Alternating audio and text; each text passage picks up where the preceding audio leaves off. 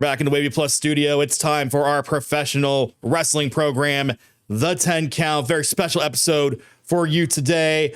I'm Jeff Snyder, the host of the show, and we gave away what we're doing because I never could figure out how to clear the super. But anyway, John Eldridge also here, co-host of The 10 Count. Yeah, we're super him too. There you go. Yeah. One of these days you'll get it. Yeah, one of these days I'll know to clear it beforehand. I don't know. I'm not a fan of it. But we're doing an awards show today. Yeah. 2025 has come and gone. We are now in the year 2026. But we're going to look back on some of the things we liked, some of the things we didn't like in 2025. There was a lot to like. There was also a lot to dislike too. That's just how wrestling goes, right? Yep. There's going to be things you love. There's going to be things you hate about it. It's a living, breathing animal. There's never a perfect year, never a perfect promotion, nothing ever just goes totally right all the time. And this is just throughout wrestling history in general. Exactly. I mean, for everything you remember from your childhood or whenever you were watching wrestling, there was about 25 different bad things you don't remember.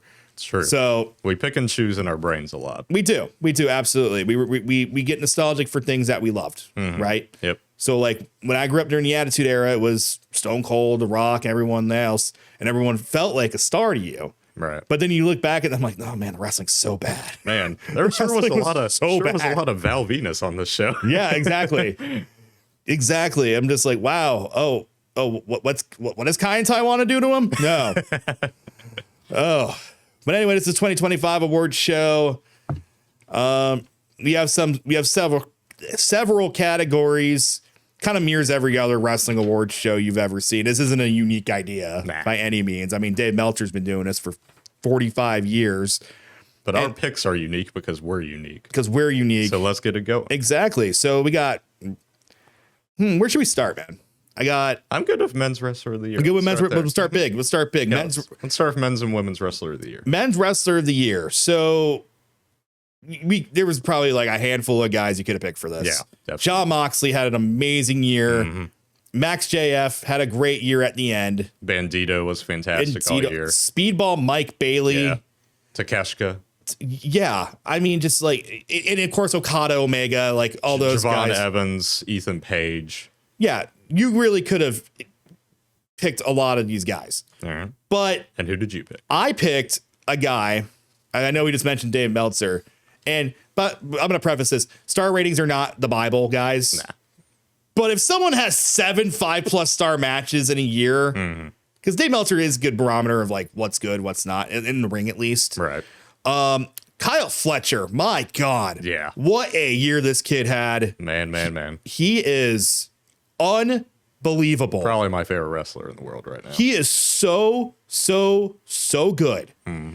Every match he has had is incredible. Fantastic. I saw him wrestle here in Norfolk this year, and I'm like, this kid's unbelievable. Yeah. I couldn't believe how good he was. Just the passion and everything that he brings to the ring is so incredible. Just like I love the way he yells before he does attacks. I love the way that he acts in the ring. Just the way that he hits his moves with such a snap. The way that he puts combinations together. There's nothing not to like about him. And he was hitting his stride at the end of the year. I mean, he was great all year. Don't get me wrong. Yeah, but he had that Ospreay match earlier in the year, and then it just got better from there. Yeah. He had 2 of these 7 5-star matches in the month of December. Yeah. He had one with Speedball, and he had one with Mox. Yeah. 2 guys who could be winning this award from us. Yeah. But it's going to go to Kyle Fletcher for me. John, who do you think? I think Hangman Page. Now, Okay. Fletcher would also be my choice, but Hangman was just so consistent all year, all leading up to All In. He had that match with Ospreay. He had the match with Moxley, obviously the Texas Death match. He had a great match with Kyle Fletcher right after that. Yeah. Then he had a great match with MJF, and then a great match with Kyle Fletcher, and then the feud with Joe. I mean, it's not really his fault that those matches haven't been like world breaking or anything, but I mean, he's been great this year, so that's my choice. I think we had 2 great choices there. I agree. Hangman Adam Page, Virginia native. Hangman Adam Page. Of course, every time he comes to Norfolk, they say it's his hometown. Yeah. I think they're stretching that a little bit. A little. But it's the closest major city to wherever he's from. Yeah. Probably like a 2 or 3 hour drive, but whatever. Which I looked up where he's from, Aaron's Creek, Virginia. I think it's unincorporated. It doesn't show up on a map anywhere. So Very interesting. Yeah, it is small, isn't it? I'm trying to remember. They said that it was a pretty small community. Yeah. Yeah. All right. Well, next let's do women's wrestler of the year. Thinner field for this, I think. And that's not a knock on the women. I think there's just less women's wrestlers. Right. So we could have gone Timeless Tony Storm. We could have gone Naomi, who had a great year before she had to take time off for her pregnancy. We could have done Mercedes Monet and her 85 belts. Willow Nightingale had a great year.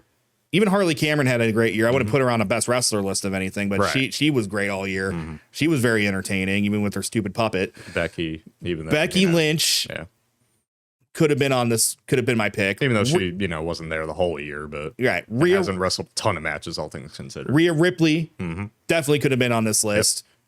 Asuka, Kairi Sane could have been on this list. Bianca Belair. But this was so simple to me. It's Io Sky. It's Io. Yeah. She's so good. She has unbelievable matches in WWE with opponents who really shouldn't be giving her those matches. She makes everyone else look better. Yeah. And she makes herself look good. Like we said, English, not her first language. Exactly. She cuts promos in Japanese half the time. Yeah. They have to subtitle her, which is fine because and it doesn't matter. Her work in the ring is it's phenomenal. Good. Yeah. It rivals any man. It rivals any woman in history. And she's only going to keep hitting her stride here. She's 34, 35, I think. Yeah. So around there. she's in her prime. This is a prime for a professional wrestler these days. So very excited to see more of Io Sky. And this is not the first time we're going to mention her. Right. Or I'm going to mention her.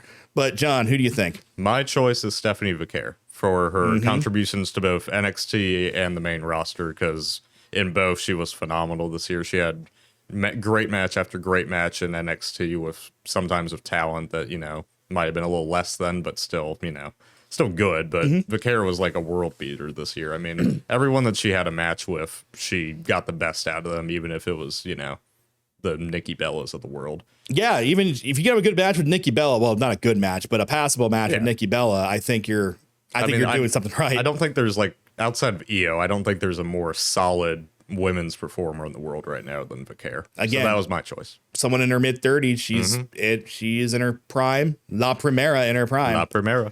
She's unbelievable. She's unbelievable, and I think WWE has been searching for a Latina star. For a while. Right. And I think they finally got her. I agree. She is very special. She, again, English, not first language, doesn't matter. Speaks to the ring. And R2 had a phenomenal match back at, when was that? WrestlePalooza? Was that when it was? I'm trying to remember. Or was it Crown Jewel? It might have been Crown Jewel. Oh, was it? Man, I can't remember. I can't remember who she faced. She won. Stephanie she won Crown Jewel. Yeah, that's right. I feel like it was Io for Crown Jewel. Yeah, we'll look back later, I guess. But man, that was a great match, and it just goes to show you that these two are leaps and bounds above the field. All right. Next is match of the year. Oof. Now, this is this could have gone to anybody, because there were about 15 candidates on this legitimately list. First of all, 11 of them were from AEW, but I didn't go with an AEW match, and there's a reason for it. So I decided that my match of the year was Io Sky versus Rhea Ripley versus Bianca Belair at WrestleMania 41. Yep, I was there. Phenomenal match. And there's the reason I picked them instead of, a hard-hitting brawl AEW match or a Kyle Fletcher match. This was a performance on the biggest stage possible. It's one of the best WWE matches of all time. Yeah. This was the opener to the first night. So so everyone thought WrestleMania was going to be really awesome. Everyone thought WrestleMania 41 was going to be good. Boy, were they wrong. Well, yeah. Oops. Whoops. Oops. We gave away the best match first. But that set the tone for WrestleMania, and the tone got a little darker as the night went on. Yeah. But what a match. These three, just the chemistry between them, the athleticism of Bianca Belair. Three of the best women's wrestlers in the world just going at it. Io Sky, we already mentioned her. Rhea Ripley, it's just like a nice combination. You had the high flyer Io Sky, you had the super athlete in Bianca Belair, and you had the power wrestler in Rhea Ripley. Yep. Just three styles clashing at the right time. Three of the best wrestlers in the game right now, in women's wrestling, in even men's wrestling, all of wrestling. Yeah. Yeah, I was very, very impressed with that match. And like I said, the main reason I picked this match over, all the AEW matches, all the New Japan matches. I didn't watch too much New Japan this year. I got to get back into it. But I picked it because this was the biggest stage possible. More eyeballs Good choice. are at WrestleMania than any other show of the year. Very good choice. Yeah. Now, for mine, I would say my TV match of the year. Now, just to preface this, I had 3 I was going to choose from. My TV match of the year would be Mike Bailey versus Kyle Fletcher. I think you'd probably agree with that. Yeah. Speedball versus Kyle so Fletcher. good. Up until about a week ago, my pick would have been Rhea versus Io Sky at Evolution. And that's still my favorite WWE match, my favorite women's match of the year. My match of the year, though, Moxley and Kyle Fletcher. That was phenomenal. It was the perfect crescendo to the Continental Classic, which was amazing this year. And just the storytelling in the ring, like him putting him in the ankle lock that he tapped out to Kyle O'Reilly twice on the same leg that had been injured. Him looking at Fletcher looking for the screwdriver that Okada used earlier in the show and it not being there, and that lead into him losing. The fans get him back behind Moxley after a year of him being their top heel. I mean, this is like the perfect wrestling match to me, at least. I mean, I loved every single bit about it. Like I said, man, like Kyle Fletcher got better as the year went on, and he was already great. Yeah. And then Mox had the best year of his career, I think. Yeah, it's up And there. it just kind of at Continental Classic, like you said, it just kind of was like a nice culmination of that. Of course, It was like Moxley started the Continental Classic as a heel and then like was just like grinding his way through it. He lost to Claudio, lost to someone else, I don't remember who, and then barely beat Dorado and then won 2 in a row and then, eked his way into this match and then, won it and then ended up winning the whole thing over Okada. I mean, the storytelling was phenomenal, both in ring and just, overall. So this was my choice. All right. I love this match. I think it was a great choice. I think we both have really good choices here. All right, let's change it up a little bit. Let's go with gimmicks. All right, let's do it. Best gimmick. I Believe in Joe Hendry. I believe in Joe Hendry. It is him. It is him. It's Joe Hendry, but there was one specific reason that put him over for me. After a TNA show, him and Jeff Hardy get into the ring, and Joe Hendry has his guitar because he is a musician, sings his own song, all that stuff. Right. Jeff Hardy, also a musician. Well, he tries to be. And they were singing Creed in the middle of the ring. 2 of my favorite things just coming together. Wrestling and Creed. They're like bread and butter. Yeah. I Pretty mean, awesome. like you've seen the My Sacrifice promo from WWE back in the day, haven't you? Yep. Yeah, I mean, it would play all the time. JR would get so mad. Like back in the day, back in before the internet is what it is. They used to have to feed back to Stanford via satellite. So anything that was off the air, if someone could get the satellite coordinates, they can get. And someone did do that. Right. And they're in the middle of a break and they're playing the My Sacrifice promo in the arena. And JR's like, oh my God, if I have to hear the song one more time. But yeah, I went with Joe Hendry. Joe Hendry, he gets a huge pop every time he shows up. Got to be part of a great WrestleMania moment. I hate when they say that, but he was part of a great moment at WrestleMania with Randy Orton. He had a great moment on the John Cena retirement show, and is all the while he's still wrestling in TNA. I think he's NXT full time now. So it'll be interesting to see what they do with him going forward. But I said Joe Hendry. I mean, I believe in Joe Hendry. My choice is, I want to say, one of the better original concepts WWE's had in recent years, El Grande Americano. Oh yeah, that's a good one. I mean, like. And it's played by 2 guys. Yeah, I know. Chad Gable started this, but Ludwig Kaiser has made this like something that could live for decades if they do this correctly. Because it is so over in AAA, it is ridiculous. Yeah, have the German guy play the American luchador. And he does it so well. I know. It's like, if I'm Chad Gable, I'm mad, man. Like, Like, Who knows what's gonna happen when he comes back? But man, I hope they keep this going, man. they should do Double Americana. Oh, they should. They should do like the Sin Cara versus Sin Cara thing or the Undertaker versus Undertaker thing, except this will be actually good. Right. But yeah, no, I got to go with Americano, man, because All right. this gimmick, it's one of the best new ones I've seen in a minute, and I think it has the chance to have a long lifespan to it. I love it. All right, next one is best on the microphone. This is who cuts the best promos, and this is a unisex award, so it's not best woman, best man, it's just best who does it. And I think this woman somehow, some way, every other year reinvents herself, and it's through her promo work. Yeah. That really, really sets the tone. And I'm talking about the man, Becky Lynch. Her gimmick now is to talk like she's the president of the United States, the current one. And it works for her. Yeah. It absolutely works for her. She tweets like that. And she has nicknames for everybody, derogatory nicknames for people. And it's it works for wrestling. Yeah. It absolutely works for wrestling. And Yeah, she's had a great year. I'm surprised no one's tried this before Yeah. in the last decade, but I'm glad she has. Right. Because this is very entertaining stuff from Becky Lynch.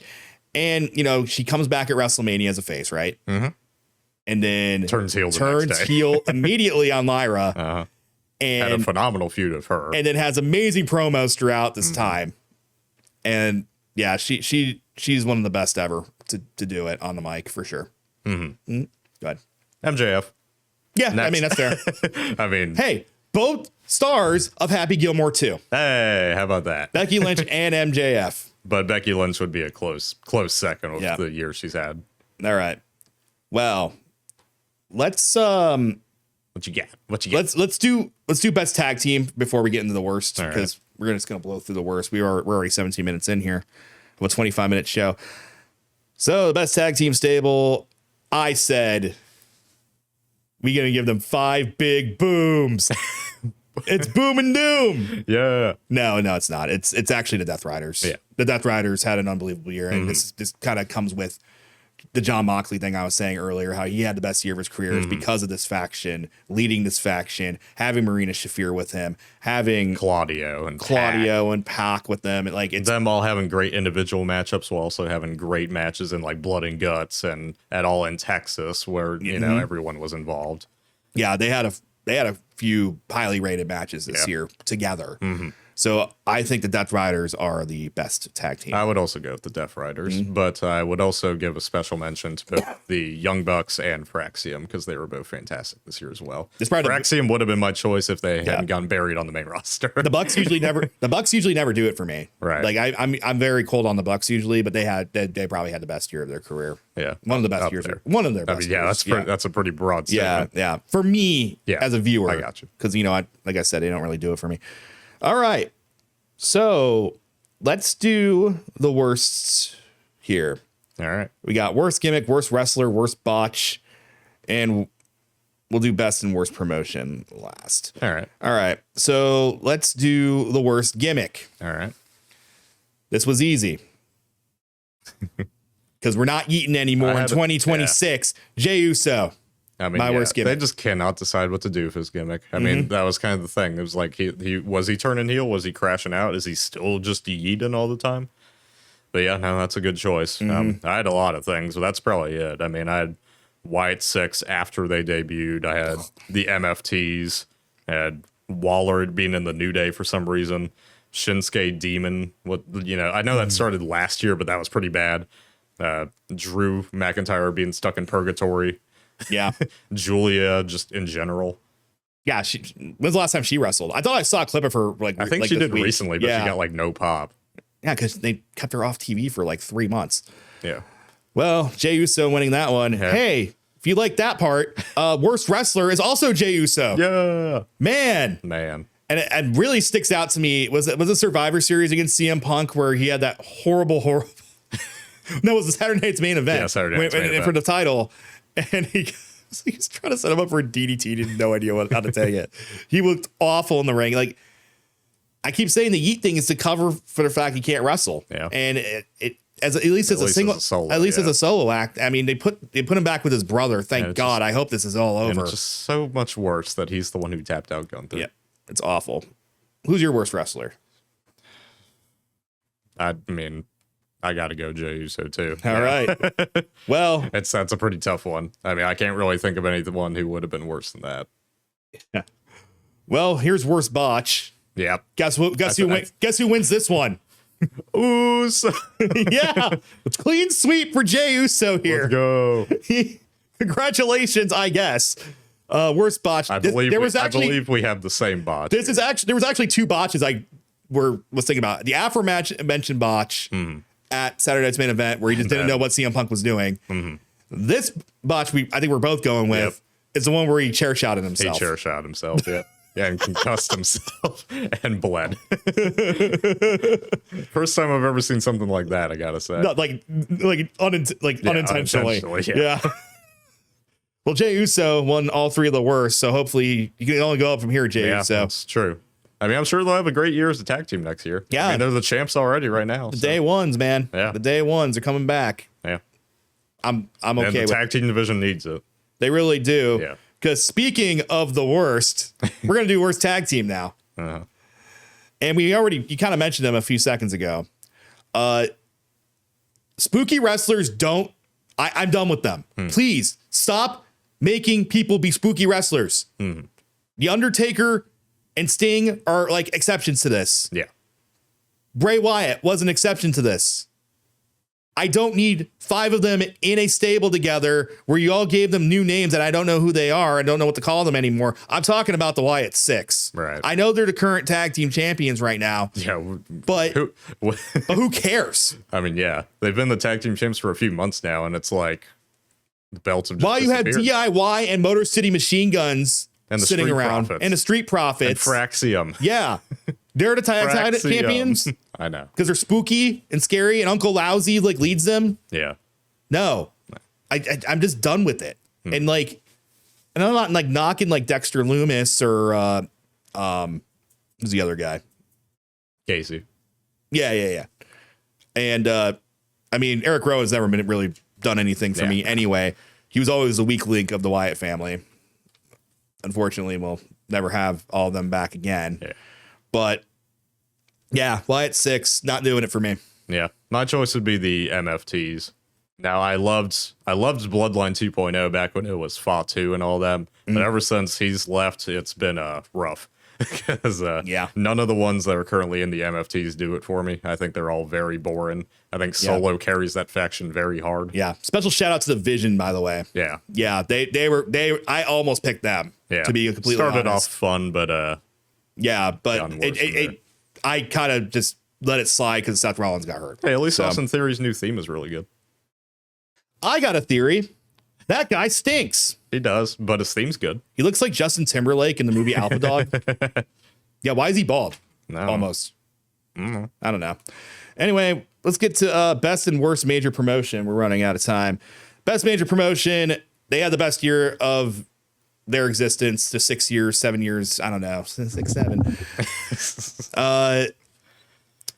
AEW. Yep. I Blew everyone out of the water this year. might not have had the best start to the year, but man, No, like, they finished the second half of this year.